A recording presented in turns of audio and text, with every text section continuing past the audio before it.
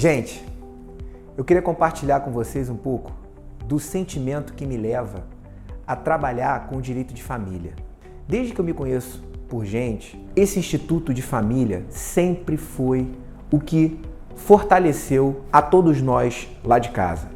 Hoje, não se tem mais o conceito de família como se tinha há anos atrás. O que eu quero dizer? Hoje, não se pode afirmar que uma família é composta somente por pai, mãe e filhos. Ela está com um conceito muito mais aberto. Mas o que eu quero chamar a atenção é que nessas questões de família, sempre vai prevalecer o interesse da criança sobre todo e qualquer outro. Isso é apaixonante, porque você pode observar grupos de pessoas que compõem verdadeiras famílias que talvez não tenham laços consanguíneos, mas tenham tanto afeto,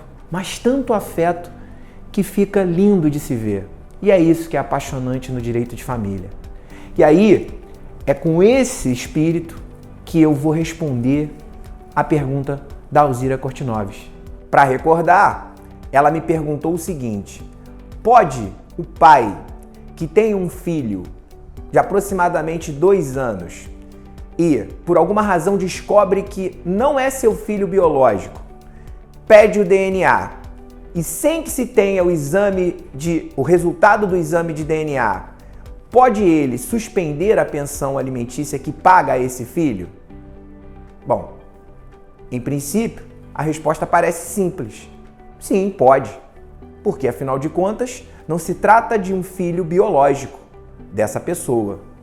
Mas, pessoal, quando se trata de direito das famílias, envolvendo temas como paternidade, pensão alimentícia e principalmente interesse de menores, nada é tão fácil de ser respondido assim.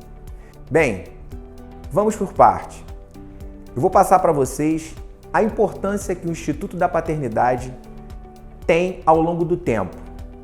Há mais ou menos 2.400 anos atrás, já existiu um homem que fez a seguinte citação: não deverão gerar filhos quem não quer dar-se ao trabalho de criá-los e educá-los.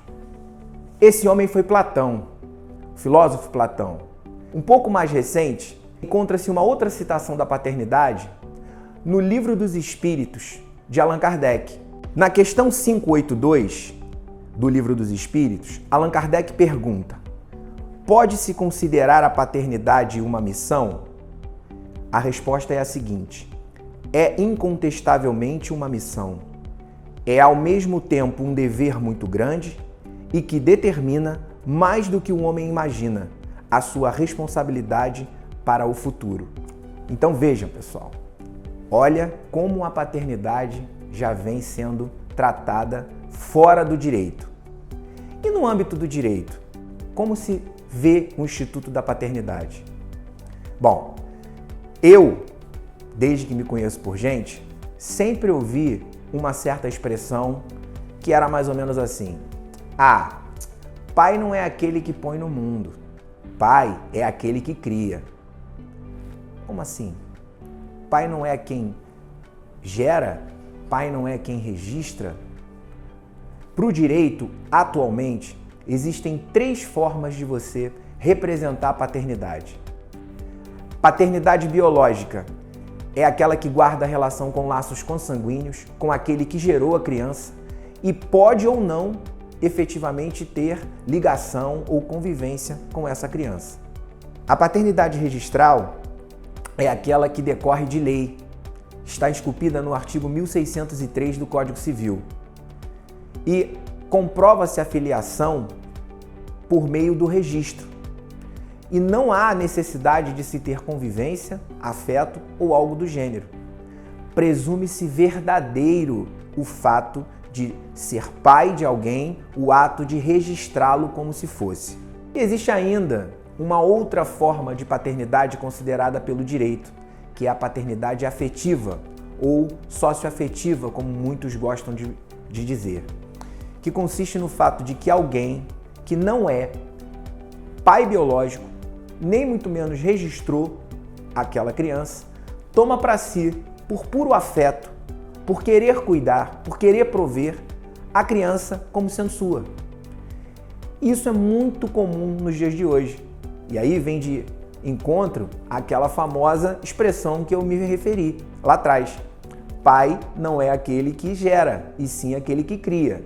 Veja como o direito enxerga a paternidade. E está pensando que é simples? Não é não. Existem dois casos que eu trouxe para responder a pergunta da assinante Alzira, que é a seguinte. Um deles aconteceu aqui no Rio de Janeiro, no Tribunal de Justiça aqui do Rio de Janeiro, que por óbvio eu não vou revelar os nomes por uma questão de que os processos correm sobre o segredo de justiça. Então vamos lá com os nossos personagens, João, Maria. João ingressou com uma ação de exoneração de alimentos.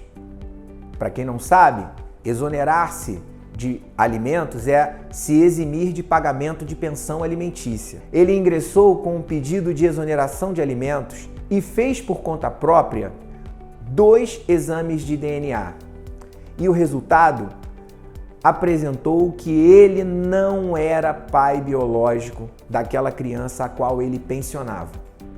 Existia em paralelo uma ação negatória de paternidade. Vou abrir um parênteses aqui e serve de dica para vocês. Todo aquele que visa conhecer a paternidade deve propor uma ação declaratória de paternidade em juízo. E todo aquele que visa se desconstituir da obrigação da paternidade deve propor a ação negatória de paternidade. No caso, existia uma ação negatória de paternidade em paralelo com o pedido de exoneração de alimentos. E mesmo tendo resultado negativo, ou seja, João não era o pai daquela criança, o juiz da ação de exoneração não deu provimento favorável, não deu resultado favorável ao pedido de exoneração, porque a ação negatória de paternidade ainda não havia tido seu fim. O que eu quero chamar a atenção é, já se sabia que ele não era o pai, mas mesmo assim a justiça ainda permaneceu com a obrigação de pagar os alimentos.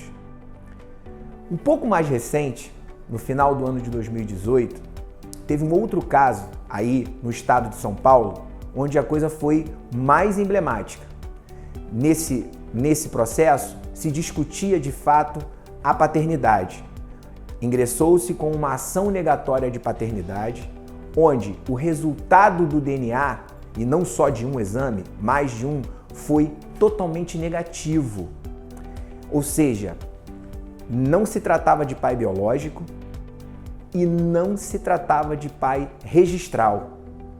Porém, pessoal, o juiz da ação, verificando que havia laços muito fortes de afeto e uma dependência econômica muito grande daquela criança, daqueles proventos pagos por aquele suposto pai, julgou improcedente essa ação negatória de paternidade. Manteve o referido autor da ação como pai e ainda continuou fazendo com que ele pagasse a pensão alimentícia àquele filho por afetividade. Então vejam, respondendo à pergunta da Alzira, pode o pai que descobre que o filho não é seu filho biológico, realiza o exame de DNA, mas não tem o resultado, pode, por conta própria, se eximir de pagar a pensão? Não. Se nem mesmo o juízo, a justiça, cancela o pagamento da pensão com o exame de DNA já apresentado o resultado, que dirá sem o resultado. Alzira, espero que eu tenha respondido a sua questão. O que eu quero deixar claro é que prevalece sempre o melhor interesse da criança, acima de qualquer outro interesse. No próximo vídeo, eu vou fazer um pouco diferente. Eu vou trabalhar alguns temas relacionados ao direito de família, porém com ênfase no exame de ordem. Foi algumas sugestões que eu recebi e eu vou então trazer a resposta e as explicações necessárias para algumas questões, pelo menos dos 2 últimos ou 3 últimos exames de ordem.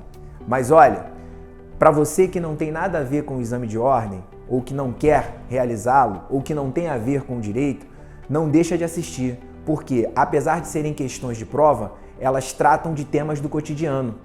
Temas esses que você pode estar vivenciando e, quem sabe aí, vai te trazer uma luz, um esclarecimento para essa sua dúvida ou momento em que você passa. Gente, não deixa de se inscrever no canal, aciona o botãozinho aí, aquele sininho das notificações, que sempre que houver um vídeo novo no canal, você vai receber direto e vai poder acompanhar com a gente tudo sobre os temas que são abordados aqui, beleza?